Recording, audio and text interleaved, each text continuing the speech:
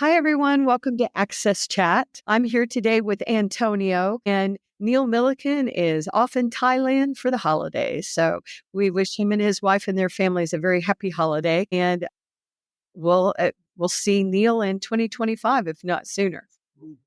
And so today I'm really excited to talk about some things that are happening here in the United States very positively with our government, really making sure that we are certainly addressing cybersecurity, but we're making sure that everybody can be secure. And I'm very proud of these leaders that we're featuring today, because not only are they doing it here in the United States and supporting our community, the community of people with disabilities, but actually everyone, because we all need to be secure, but they also are sharing what they're doing with the rest of the world. And that makes me proud as an American. So I'm going to let them introduce themselves, but I'm going to start with the beautiful Lauren Iglehart, and then she's going to turn it over to Bob Nadeau, who I hope I didn't mispronounce his last name, but he was the person I first started talking to. And I just, as an American, I'm very proud of what they're doing. And I hope y'all get behind me to support what they're doing and share it and really applaud what they're doing as well. So Lauren, welcome to the program. Thank you. Thank you very much for the invitation. I am Lauren Iglehart, and I have the pleasure of serving as CISA's Chief of the Office of Equity, Diversity, Inclusion, and Accessibility. We provide agency-wide leadership and advice on equal employment opportunity, reasonable accommodation, complaints processing, diversity, inclusion, language access, and internal civil rights to the workforce, employees, and applicants. Thank you. And hello, everybody. My name is Bob Nadeau, and you were pretty close, Deborah. So thank you very much for inviting us here today. Global Impact's been a tremendous partner for us, and we really thank you for all your support of the efforts we have been working on. I'm the Partnerships Branch Chief within Strategic Relations in the Stakeholder Engagement Division at CISA, which for those on the call is the Cybersecurity and Infrastructure Security Agency, but we'll go with CISA for the rest of the session. And our team works closely with state, local, tribal, territorial, private sector, and non-governmental and nonprofit partners to ensure that they have an understanding of the resources we have available at the agency and how those resources can help reduce their cyber and physical infrastructure security risk. So that's how we came to know Rue, and we're very glad to be working with you on this chat today. And I will just say that I was delighted because actually you reached out to me and you said, listen, we really want to make sure the community of people with disabilities understand what we're doing, not just from an American point of view, but a global point of view. And I know that you've worked with other American organizations, the World Institute on Disabilities, which I have been a board member for years, and I just actually rolled off this month. So, but Marcy Roth and that team, they're amazing people. Marcy's and I great. know, but I know you're also reaching out to other groups. And so that, first of all, impressed me. We talk about cybersecurity all the time on this show because you can't, we often talk about you need to have security, you need to have privacy, but you also need to have accessibility and inclusion. I mean, all of our technology needs to have all of this stuff all wrapped in together. And I really do applaud the efforts that are being made throughout the United States government and in agencies that, even if they're big agencies that get a lot of funding, very rarely is the work that you're doing, I think, properly funded, just as a citizen. And so I really, really applaud that. But I also, I was so impressed with what y'all were doing. And so, Bob, do you and Lauren mind just talking a little bit about what y'all are actually doing and why you reached out, for example? Why are you reaching out to communities like the community of people with disabilities? Sure, I'd love to do that. And Lauren and her team have been a tremendous partner for our partnerships team in making sure that we are properly working with both their team and the disability community and the tools that we provide and the resources that we provide to make sure that we're making those as accessible as possible. So really thank her and her team for the work they've done with us. We're a very connected society today, and in CISA's role as being the cyber defense agency for the nation and helping to protect our critical infrastructure, that also includes protection of and building an understanding of the cyber threats and risks that we all face every day. And being such a connected society of phones and tablets and work emails and communication and shopping, it's really encouraging to see all the emerging technology that's coming out and how it's important to our getting around daily and accessing services daily. And we came to realize that those services are really critical for the disability community. Some people really rely on being connected in order to access just simple services that many of us take for granted every day.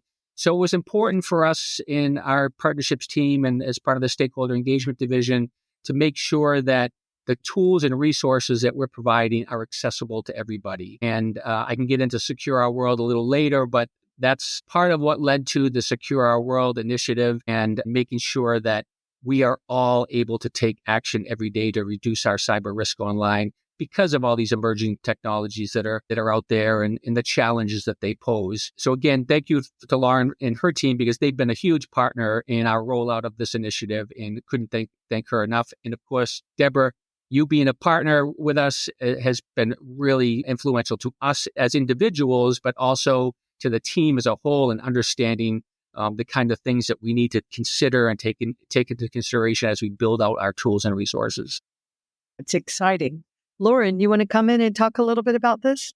Yes, I want to definitely say that we understand at CISA that our greatest asset is our people and the people who are doing all of the work to ensure that we secure our world. Our mission is to really lead the national effort to understand, manage, and reduce risk to our cyber and physical infrastructure. And it's our people who do that. Individual differences, our diversity in terms of our perspectives and thoughts, we understand are our defining strength. And we're committed at CISA to supporting the full inclusion and equal opportunity for persons with disabilities in all of our programs and activities here at CISA. I agree. Just a quick comment, then hand it over to Antonio. But as you were talking about that, Lauren, I was thinking also all those efforts you are doing to make sure the people's voices and the diverse voices are being heard in this really important topic. It seems like that's going to help us with the unconscious and maybe conscious bias in the AI and the programming and all of that. It just seems like those things really nicely tie together. They So definitely, compliments. yes, they Compliments definitely there do. too. Yeah. Antonio, over to you. But this is such an important topic because sometimes in the space of cybersecurity, as we've seen occasions where cybersecurity was used as a way to justify something not become accessible because the tools become a kind of a risk. I would like to have your input. How can we evangelize and educate that cybersecurity and accessibility can go hand? Yeah, Antonio, that's you hit the nail on the head. And we rolled out Secure Our World last September 26th, 2023. And that was a recognition of all the emerging technology out there, all the new challenges and threats. I think I read recently 65% of people think that AI is really going to be a challenge. And as we grow as a nation and continue to use IT and continue to use our connected devices, it raised the concern about basic cyber hygiene. What is it that we're doing every day to make sure that we're reducing risk when we're online and using those connected devices? So the director said, hey, I want to do an awareness program about this. I want to get the word out that we can all take action to reduce our risk online. And so we rolled out Secure Our World, and it offers 4 basic steps to being safe online: strong passwords and using passwords managers, enabling multi-factor authentication, knowing how to recognize and report scams and phishing attempts, and making sure you're updating your software and enabling automatic update on all your devices, so that whether you're on the computer or whether you're on your phone or whether you're on your tablet, that you're taking steps just like you would as getting in a car and buckling your seatbelt. You're getting on your online devices and you're making sure you're safe and making sure you're accessing accounts and accessing services and such online, and you're you're safe, you're being safe about that. So, but getting to your point, Antonio, we came to realize that secure our world has to be everybody being able to take those actions. We can't just assume that everybody has the same level of knowledge on how to create a strong password, how to enable multi-factor authentication. So we went to Lauren's team and said, hey, we want to make sure that the tip sheets we're putting out, the animated videos we're putting out, the PSAs that we've been rolling out as part of Secure Our World, and all those great resources are also accessible and understandable and reachable to as many people as possible, that they resonate across the country, but also that they're accessible to everyone across the country. So we've been working with her and working with Deborah at RU and working with Marcy at World Institute of Disabilities to get that feedback. Hey, here's a product that we have. Can you tell us, does this resonate? Is there anything we should change? Is this something that the disability community can relate to? And is it useful to them? And thanks to all of them, it's been really, really helpful in having us develop a number of resources that can be accessed by the disability community. And I hope you don't mind if I just share for 1 minute a short video that we can talk over in I hope it shows up here. So I haven't tried this shared option before. Let's see here. Okay, here we go. So this is just a variety of different resources that we have made available through our website, but also to organizations, to individuals, that they can share with their members, that they can use to help make everybody safe online, so that they can access the same resources that we are making available under the program for all populations. So whether it be social media, whether it be the tip sheets, whether it be website accessibility, our PSAs, we're taking steps to make sure that regardless of the skills that you have in cybersecurity, or any limitations, or any disabilities, or even just a basic understanding of the information, that this is accessible to you and to the people that you know and love, because we do want people to talk about this. So it's go home to your family and friends that on the holidays and talk about the importance of cybersecurity and the steps we can all take. And so we're really proud of the work that we've been doing. Still more to do. Still need to have new resources. In fact, this new tip sheet that I just showed right there, that's going to be launching any day now. And I think that will be a great resource for the disability community on things they can do with their devices to help make themselves safer. And I know that we first started talking, Bob, I want to turn the mic over to Lauren, but I just remember that we could run our websites through it. I ran RU Global Impact through, and I also was doing Billion Strong, because that's something as a business owner I'm always worried about. I'm always worried about it. But I also think, and I just want to throw this in and until we get this, as I give it over to Lauren, because I think she might find this story interesting. But once again, I told y'all I told you came right before you came on air, but we're moving into our 11th year at Access Chat. Every single week we do an amazing show of leaders like y'all that are making a difference. And years ago, we had another guest on, and it was a gentleman that is, I'm going to use the words wrong. I'm going to use American words, a police officer detective in the United Kingdom. I know I'm saying it wrong. But and what they did, this detective, he was involved with cybersecurity. I think I introduced you to him, Bob. If I didn't, remind me to. Anyway, so he came on and he was talking to us about what they were doing in the United Kingdom to work with people with all people, but also people with disabilities that were hackers and had become hackers sometimes by very, very unfortunate ways. And he had used an example. It was this wonderful example, Lauren, that somebody had put a game out there, and the game was you could go in and you can break into a fake savings and loan, and you can go in and move money around in transactions. There's this cool game. And so this young man, he did it, and he went right in and he did the game and he beat the game. Well, unfortunately, it was real, and it was a real savings and loan. And so So this police department came and realized what had happened, that this young man with autism had been tricked. And then they started putting him in a program to teach them to be a hacker for good. And I just thought, and that reminds me of the work you are doing. So I just wanted to throw that. And Bob, I know you want to comment too, but I just think the potential of what you're doing to protect us all, but to include us in ways that we haven't been included, I find very exciting. So Lauren, I don't know if you want to address it and then turn it over to Bob.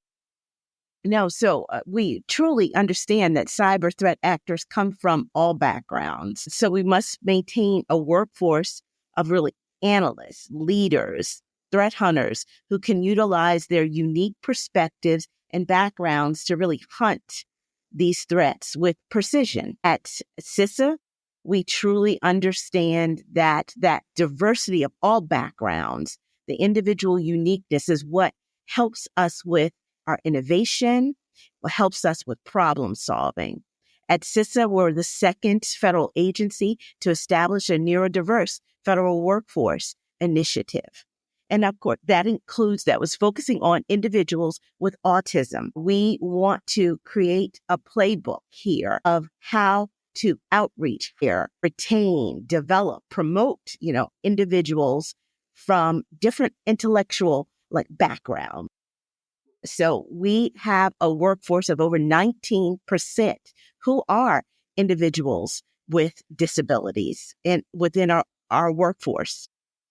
15 of them are individuals with non-targeted disabilities. 3.5 are individuals with actually targeted disabilities, such as deaf, hard of hearing, blindness, serious vision impairment, limbs different, traumatic brain injury, autism spectrum disorder. Those are individuals with targeted disabilities. Our program has been successful. We've already hired 2 individuals from our Neurodiverse Federal Workforce Initiative. We had 3 of our major divisions to bring in those participants as part of that Neurodiverse Federal Workforce Initiative. And it's proven very successful. Yeah. As you mentioned, an individual who broke into the savings and loans of an autistic background. We want all of those skills and talent within our workforce to defeat those threat actors. It's securing the nation for all of us. That's 19% is impressive. Bob, I know Antonio has a question, but do you want to come in real quick before we turn it over to Antonio? I was just going to say that diversity in our workplace has really helped us as we develop a lot of these tools and resources. As you said, Deborah, there's so many risks out there. Your financial information could be hacked. Your personal information can be stolen. There's hackers accessing our devices and such. We just saw the report this week on the PRC China accessing the major telecom companies. With all that being said, our role here is not to scare people, but really to empower people to raise that basic level of cyber hygiene. I think I read in the National Cybersecurity Alliance OBHA report this year, only 53% of people felt that online safety is even possible.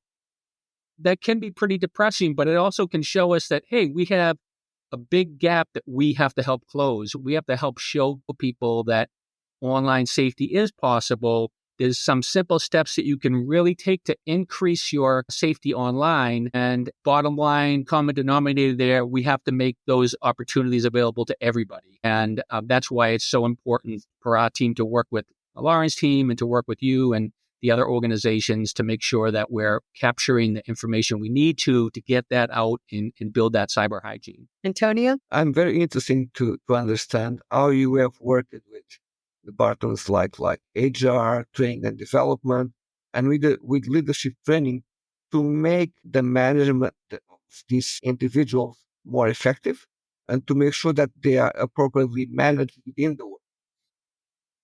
We definitely understand it's important to train all of our workforce, whether it's the colleagues that the individual works with directly or the supervisor or management official, on diversity within the workforce. We have special emphasis programs. We have the National Disability Employment Awareness Month programs. We have employee association groups. We understand that equity, diversity, inclusion, accessibility is is something that we should offer 365 days a week. That's our year. I'm sorry. That's our focus. We ensure that there's agency-wide training that is actual virtual. So we are getting the full workforce. Strengthening the strength of neurodiversity, for instance, was a major training to all of the workforce in our Unity Day. We look at the brain and inclusion. We've had several lunch and learns on neurodiversity. We have trained managers on the Schedule A non-competitive hiring process for bringing in individuals who may have an intellectual, a physical, or even psychiatric disability, to bring them in non-competitively on a 2-year probationary period. So they get to know us and we get to know them, to ensure that all of our employees are able to meet the essential functions of the job. We hire in qualified individuals with disability, understanding that disability does not mean inability in any way, shape, or form. To come into the workforce and to CISA, to be a qualified individual with a disability, you have the knowledge, skills, abilities, talents, education, background that's needed to do the critical job of securing our nation and supporting, maybe as a mission enabling office, supporting the overall goal of securing our cyber and infrastructure security. And I'd say, too, that Lauren has the full support of Director Easterly. She has been straight out front leading on this. And it's great to see, because Lauren's team can just take the ball and run with it because she has that support at the leadership levels. Truly, from I the just very think, top down. Yes. yeah, as an American, especially at a time when American politics is very confusing around the world, it just makes me feel so good to see the progress that y'all have made. I just am very proud of you. And I just really appreciate all of the leadership that, Lauren, you're showing, and everybody's showing, the director and everybody.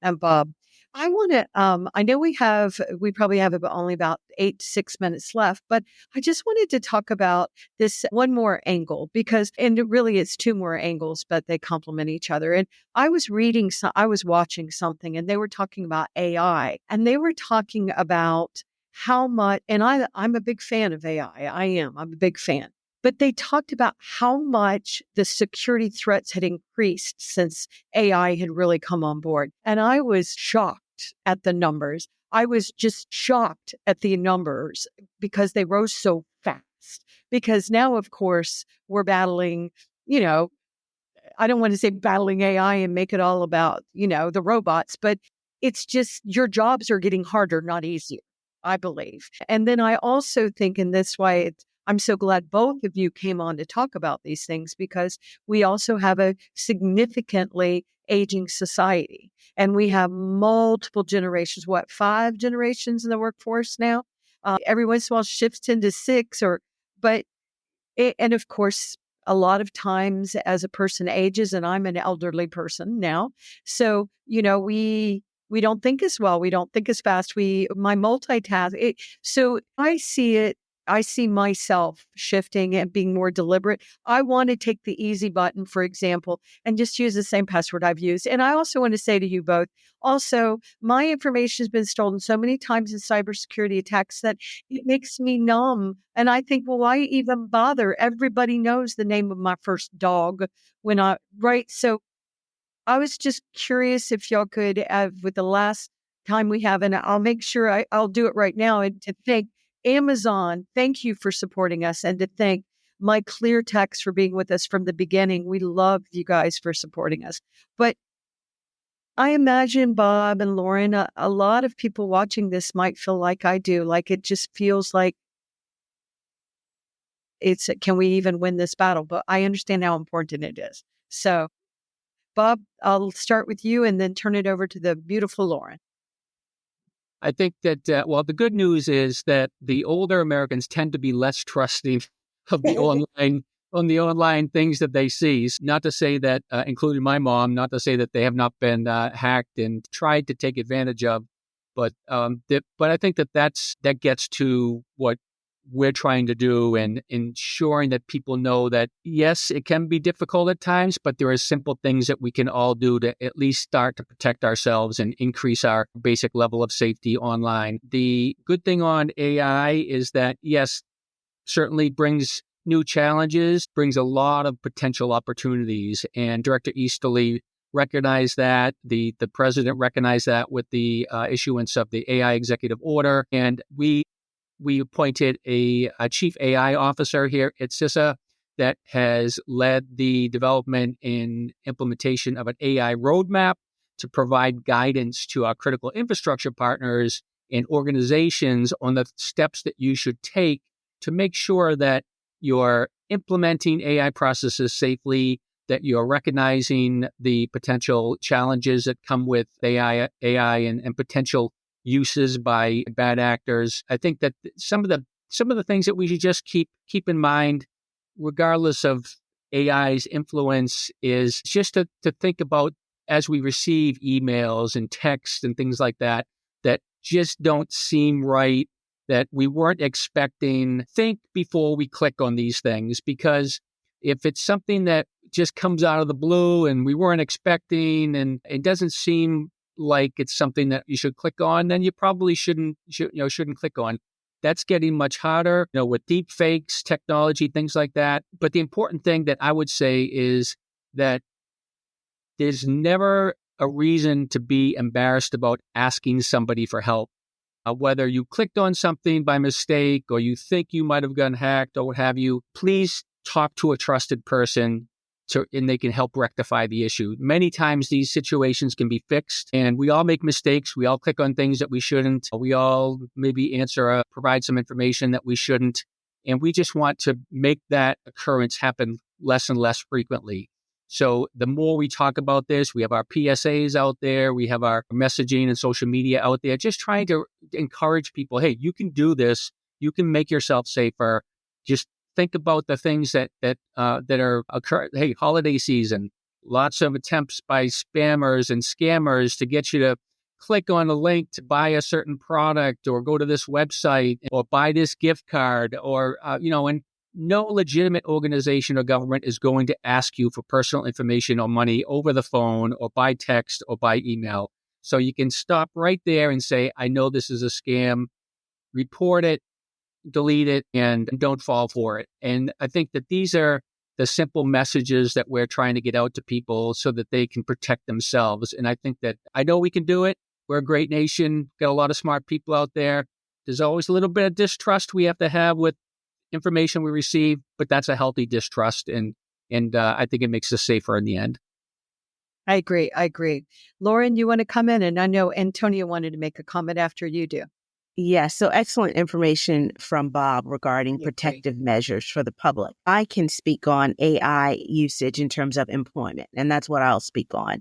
The use of artificial intelligence like machine learning and other algorithmic technologies in employment decisions really must comply with federal EEO laws. In the employee-employer relationship, the employer really retains the responsibility to ensure that the AI and other emerging technologies they use are really free from both unlawful, disparate treatment and adverse impact.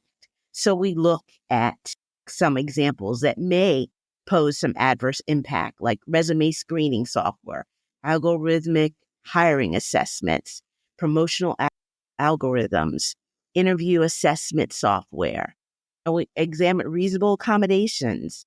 So all of those things are areas that we look at in terms of AI in employment usage. Impressive. Antonio?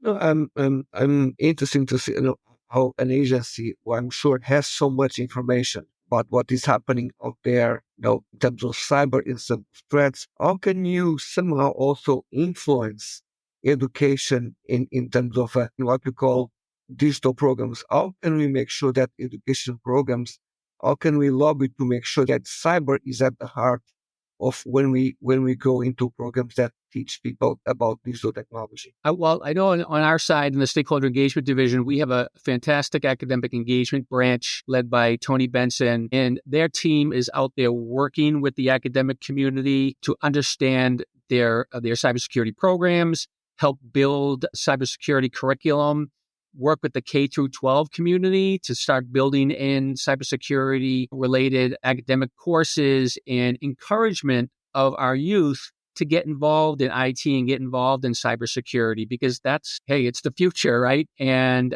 there's plenty of work to be done in the cybersecurity space. So we want to get people interested in that, especially at a young age. So there's a Cyber Skills to Work program where we provide funding to some of the universities to help educate individuals from vulnerable backgrounds in cybersecurity and get them employed in that cybersecurity space. We have a number of universities we work with, HBCUs that we work with, again, to try to build the cybersecurity curriculum and partner with those organizations to really put cybersecurity out there as a great opportunity for a career. And also, Lauren works, on this side too, is, that career change, that mid-level, encouraging staff to take cybersecurity courses and branch out into new opportunities. So I think, all that information is available at CISA.gov, and we'd be glad to provide more information for any of the individuals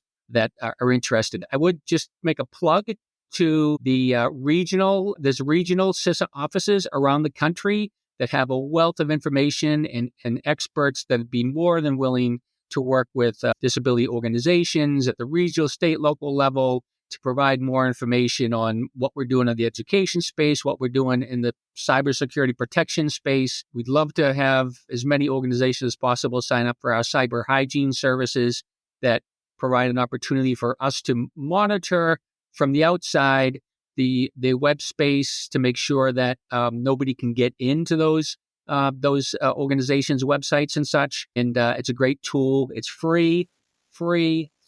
So no need to go out and pay for those vulnerability scanning services when we can provide those for free. So reach out to the regional offices, and CISA would be glad to provide you with that information.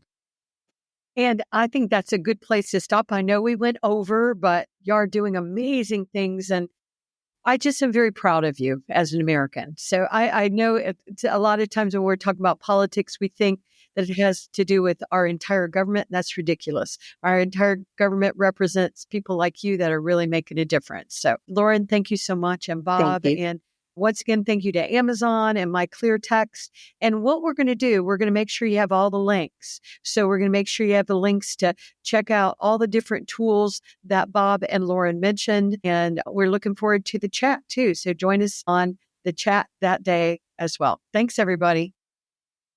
Thank you. Thank you.